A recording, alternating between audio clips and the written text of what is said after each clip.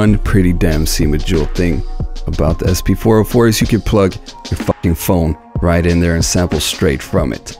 So just get a USB-C to a USB-C cable, or USB-C to a iPhone, whatever it's called, light bolt thingamajig cable, and plug your phone in. Now, if you press external source, you should be able to play back what's going on right there. Great way. If you have sound libraries on your phone, you can have some synthesizers, a little pocket companion to get a little bit more extra from the SP-404, because as you know it, especially playing melodies and things like that, it's not very competent. The 16, the chromatic keys, you can't sequence that. You need to use it pretty much like a wavetable synthesizer if you're going to get anything else but samples playing from it. You need to do a bunch of workarounds, but having a phone like this in your pocket, magnificent. I have myself a little Spotify playlist with drum breaks that I like. Only 2 of them in there right now. Matter of fact, I'm going to make this collaborative and put the link in the description, and we can share drum breaks and use this as a resource, and we're going to sample straight from the phone. Can be very handy, very convenient, you know what I'm saying? So check the link out in the description. For now, I'm going to make a quick beat using this drum break. So we will sample it straight into it. Breaking the law.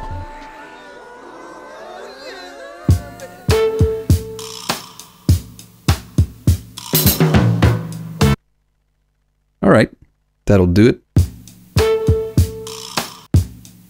Let's do a rough and tough chop first. Just removing any unnecessary parts that we don't really need.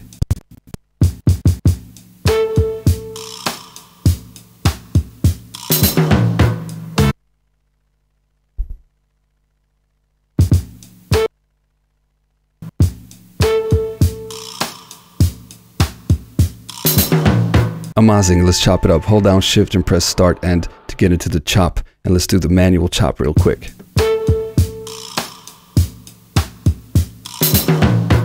Little minor adjustment there.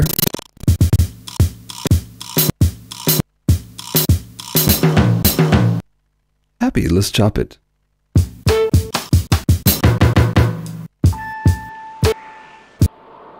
Turn off gate. Let's set them to the same mute group, so we can edit them faster when we want to repitch and whatnot. I'm going to delete the ones that I'm not going to use. I do want to, but I don't want the remainder of the horn there, so I'm going to chop this chop up, and just keep only the end of it. Maybe add a little bit of an envelope to it also. Holding shift and pressing this one.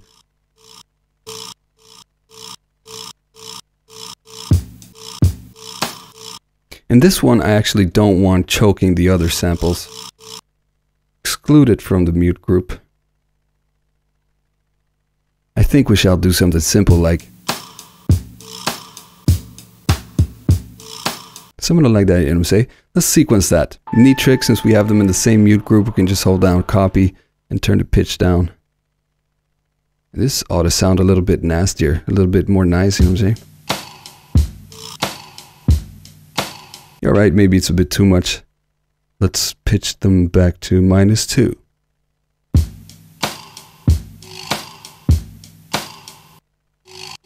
And this one, remember, it's not part of the same mute group, it's not part of any mute group, so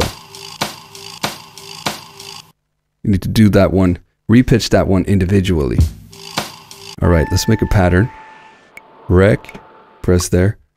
This time around, we can actually, I'm going to bump up the BPM to 90. I think the sample might be a little bit slower than 90, but in this case it doesn't matter. Now that we have it chopped up in fourths like this, fourths or eighths, it's just going to give it a little bit more extra swing, you know what I'm saying?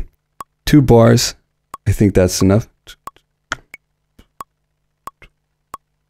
And we can keep the grid at 8 since we're just going to punch in 8th notes.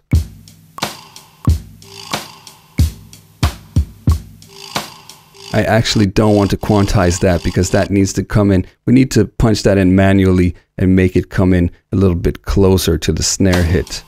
Otherwise we get that gap there. So I'm going to go back into the pattern. Go into the edit mode. Find our sample, and now I'm in the delete mode, the erase mode.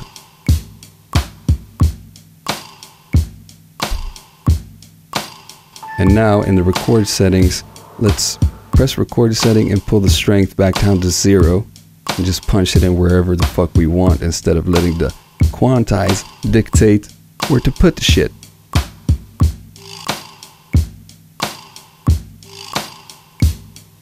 It's a little bit choppy, but in a more cool way now. I'm happy with that. That's good enough. Now we can add some sort of effect to that. Who don't love the cassette simulator? Holding remain and pressing the effect is gonna make it stay up.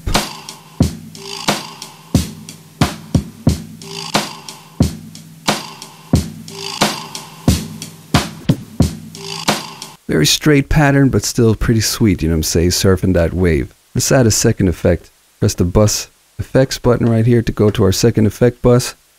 And what do we go for? Make it even more filthy? No, let's do compressor.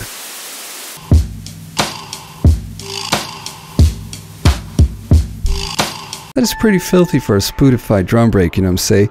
I'm gonna keep it real simple this time, just do a resampling pass and not worry too much about making too many different patterns. It's just gonna be this simple drum pattern rolling, you know what I'm saying? So let's resample it, press one of the pads that are empty right there, and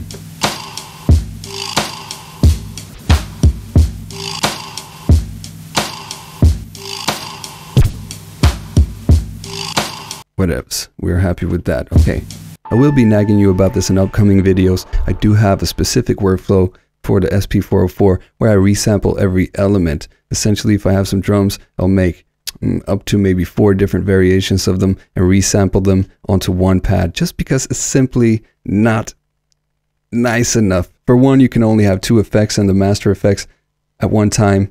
So you are going to have to do some resampling anyways. For 2, the overview mixing sounds, if you have too many different separate sounds going on in a sequence at the same time in a pattern, it just quickly becomes a bitch. And really, sequencing wise, resampling stuff and putting loops on different pads, I just find that works better with this machine. It kind of tripped on the finish line with all the new fancy pattern sequencing stuff, even though it is light years better than the predecessor. On the plus side, you get some practice committing to stuff and not lingering too much worrying about details. So you just proceed like a goddamn lawnmower. Speaking of which, committing, I'm going to delete all of the chops and just keep this one drum loop right there. Let's hop back onto the phone. Apart from sampling from any damn source on the internet, you could also get creative with a little bit of synthesizer apps or some music apps, things of that nature, you know what I'm saying? So I got this app called DRC, free synthesizer that is very handy and pretty damn dope. I turned the MIDI off in the app right here because by default it is also controlling, it's triggering the pads by MIDI through this app here. So you can come up with some funky shit to do that way. This is really the purpose of this whole video. When you're using samples, right now it's not a one-tone sample, but when you're doing the chromatic pitch, for example, imagine this was one tone of a piano, for example. You can play melodies like that, but you cannot sequence them in the pattern sequencer. Kind of sucks, especially when it comes to bass lines and things like that, because you actually have to copy pads across the pad. You can't even resample it. You have to use one pad for every individual pitch, and that becomes so far away from the smoothness of something like the Maschine, you know what I'm saying? You can resample stuff through the chromatic pitch shift, but something like this, apart from being a sound bank, a sound library of synthesizer sounds and melodic sounds, you can also play melodies and get a little bit more creative like that. Just gonna sample something simple like that.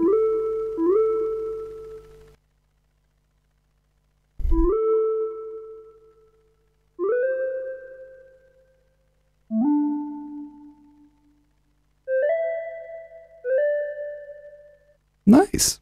Just randomly pressing it, we have a nice sample right there. Let's chop that up. Need some envelope on it to get rid of that click. Attack of 1 is enough. And in this case, I don't need any fancy stuff. I'm just going to copy it and manually chop it up.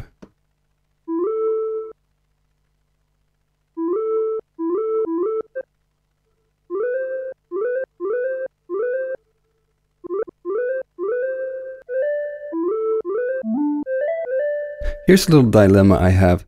Now I want to record this on top of the drums and still have it separate from the drums. And you could do that when you're resampling something, when you're playing back something and only recording the external source. Like for example, play the drums back and we can play this melody here into it, and it will record only this and keep the drums separate and intact while we get whatever we sample from our external source onto a separate pad and we get everything on time.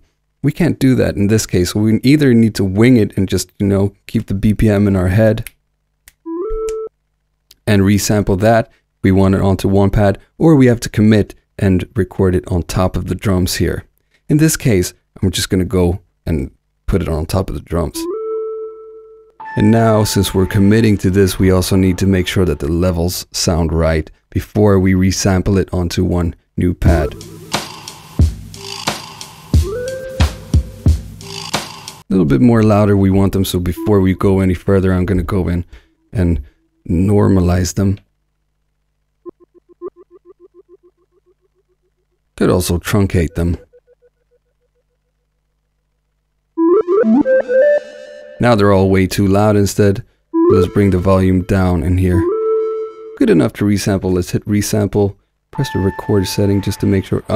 It's recording only the external in right now. Make sure that we have it on mix so it records whatever's going on inside of the machine. Input effects, we're not going to worry about that this time around. But I think we are ready to resample. Hit that pad right there. And now whenever we are ready,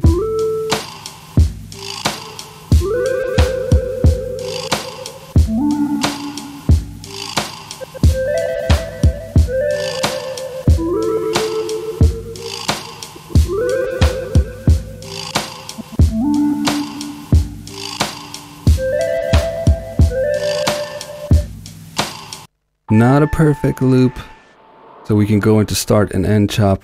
I like to have this set to loop so you can just get an eternal loop going. Let's use this roll function.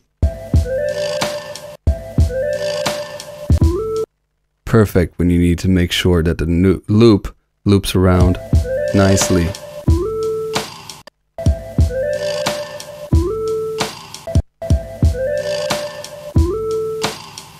Good enough.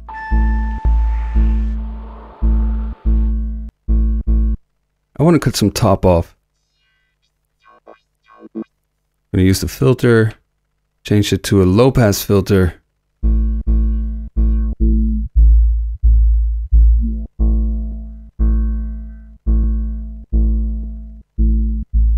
Alright, let's resample that. Alright, let us make a little resampling thing with a bass melody using our new bass synthesizer sound. Resample, pick an empty pad. Whenever we're ready to go, we're going to press this one. And then we're going to hop into the chromatic mode after a while.